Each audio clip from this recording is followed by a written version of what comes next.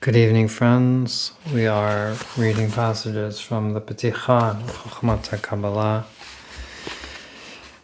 We are on chapter 1, section 10. We see here how the nefesh, the light of life clothed in the body, is drawn, quote-unquote, something, from the essence of God. When the light passes through the four spiritual worlds of Atzilut, Bria, Yetzira, and Asiya, it becomes diminished until arriving at its particular vessel called, quote-unquote, body. Then the form of the vessel is considered complete. Although the light in the vessel is extremely diminished, so much so that the vessel is no longer aware of its source. By engaging in Torah and mitzvot, spiritual learning and spiritual practice, with the intention of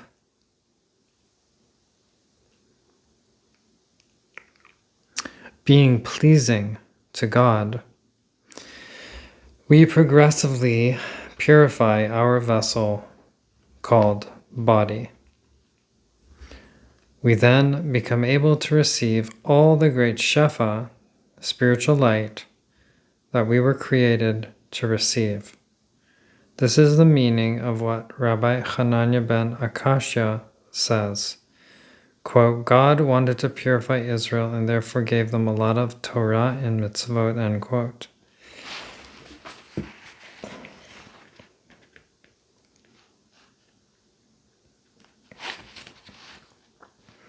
Commentary. We see here how the nefesh, the light of life clothed in the body, nefesh is the minimal illumination of light that enlivens our desire to receive, is drawn, quote-unquote, something, from the essence of God. God is the source of all the light. When the light passes through the four spiritual worlds of Atzilut, Bria, Yetzira, and Asiya, it becomes diminished. Passing down through the spiritual worlds means that the desire to receive increases and the ability to give decreases, until arriving at its particular vessel called, quote-unquote, body. As mentioned above, the body spoken about here is not our physical body, but rather an aspect of our soul. Then the form of the vessel is considered complete. This is the desire to receive in its most manifest form with no connection to giving.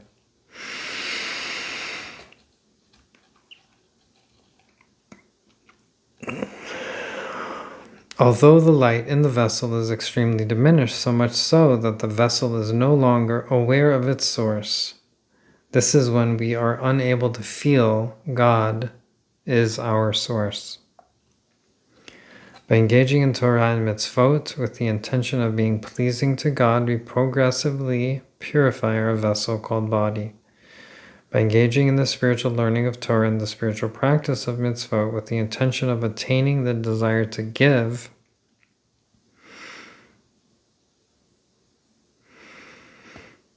we develop the desire to give and attain union with God. We then become able to receive all the great Shefa that we were created to receive. We become able to receive God's light and experience God.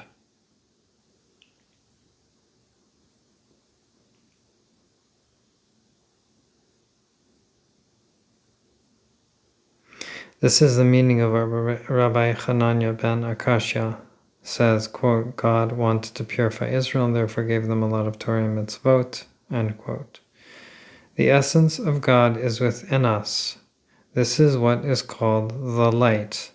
The light is always here, but our desire to receive is unable to experience the light and feel God's existence.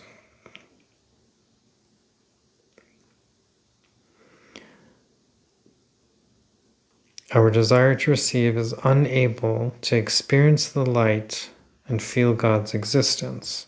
Through the spiritual work of Torah and Mitzvot, we develop and attain the desire to give and become able to feel the light of God within us more and more. So again, highlighting what's been said constantly is that through the spiritual practice, the spiritual work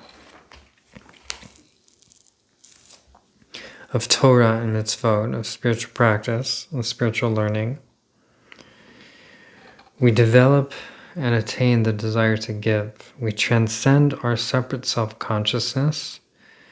We transcend our own self-serving pleasure and self-serving desires and come to be in a state of service.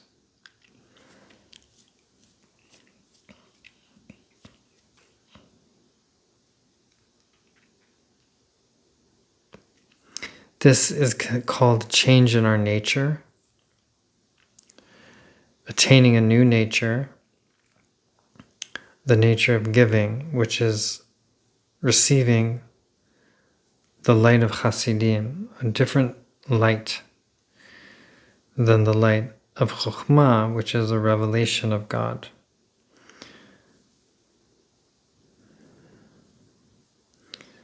The spiritual work of giving is what nullifies our attachment to our ego identity. It nullifies the ego, the strength of the ego. It gets us out of this egocentric obsession with receiving for ourselves. In everything we do throughout the day, where we are guided by our desire to receive, we are moved by it, controlled by it. Everything we do is an outcome of our desire to receive.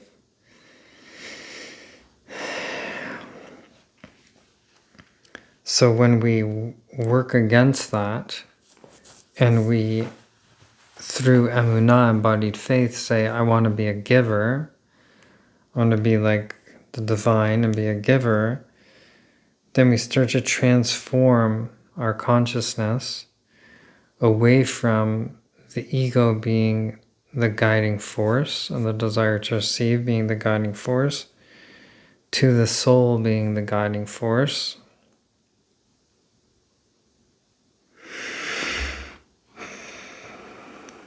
And God being the guiding force. So we practice giving. We say, how can I give today?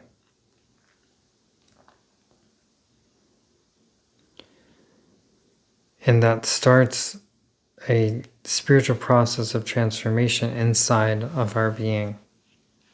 Now again, I think it's important here to distinguish between those who are already patterned to be givers because of their own trauma and their own conditioning,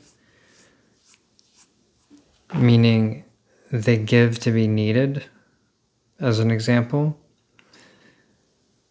They give because that way they feel they won't be abandoned.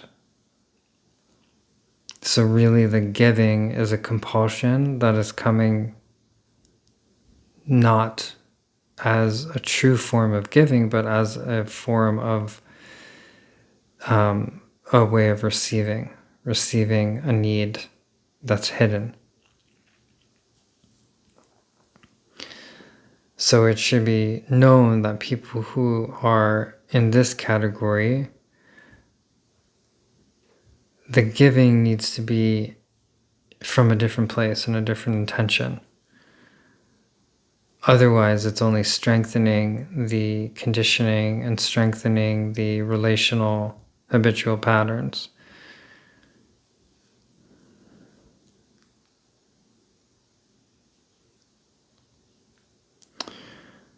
Okay.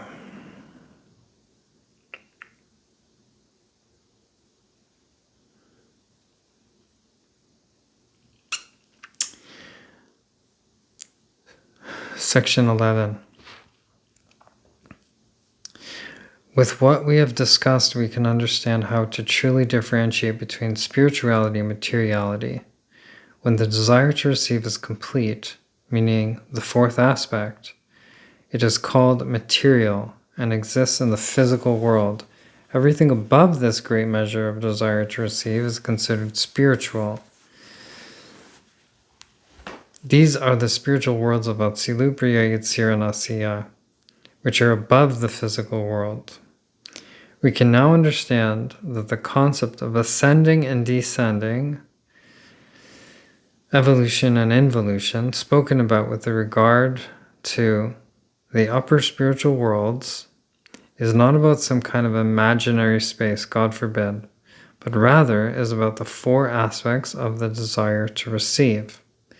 Higher means farther from the fourth aspect, and lower means closer to the fourth aspect, meaning the lowest aspect of Asiya, Malchut, physical reality. Commentary. With what we have discussed, we can understand how to truly differentiate between spirituality and materiality. People generally consider what we can see and experience through our five senses to be physical, and what we can't see to be spiritual. This understanding is not true at all. When the desire to receive is complete, meaning the fourth aspect, it is called material and exists in the physical world. A person can be engaged in activities that are thought of as spiritual. For example, learning Torah and meditating, wearing talit and tefillin. But according to the Bala Sulam's definition, if the person is doing these things for self-gratification, this is the pinnacle of materialism. So you can be... Right, so there can be there's a misunderstanding that what is experienced through the five senses is physical, and what is unseen, what can't be seen, is spiritual. This is a misunderstanding. And then he continues to say, when we imagine a person to be engaged in spiritual activities like learning Torah or meditating, wearing a talit and tefillin, prayer shawl and phylacteries, that it may appear like they're being spiritual, but actually we don't know that. We can't tell that for sure, because it's what actually defines whether that person is being spiritual or not is the internal intention. Not something external that can be seen, but actually the internal intention. Everything above this great measure of desire to receive is considered spiritual. These are the spiritual worlds of Atsilut, Briya, Yitzir, and Asiya, which are above the physical world. A person can be engaged in physical activities, for example, eating and drinking, but if the intention is to be in service to God, it is considered spiritual. So if you're eating and drinking to praise God, or you're eating and drinking to receive nourishment so that you can serve God and be in service, that is considered a spiritual act. Or eating on Shabbat and receiving pleasure because it's a mitzvah, it's a commandment to receive pleasure and be engaged in pleasurable activities on the Shabbat. So that would be a spiritual act. We can now understand that the concept of ascending and descending spoken about with regard to the upper spiritual worlds is not about some kind of imaginary space, God forbid. The spiritual realm transcends the dimensions of physical space, but rather is about the four aspects of the desire to receive. Higher means farther from the fourth aspect, and lower means closer to the fourth aspect. The more we desire to receive, the more we are disconnected from God. This is called lower. The more we desire to give, the more we are connected with God. This is called higher. And again, the more we desire to give from a pure place of service rather than giving from a place of meeting some need revealed or hidden.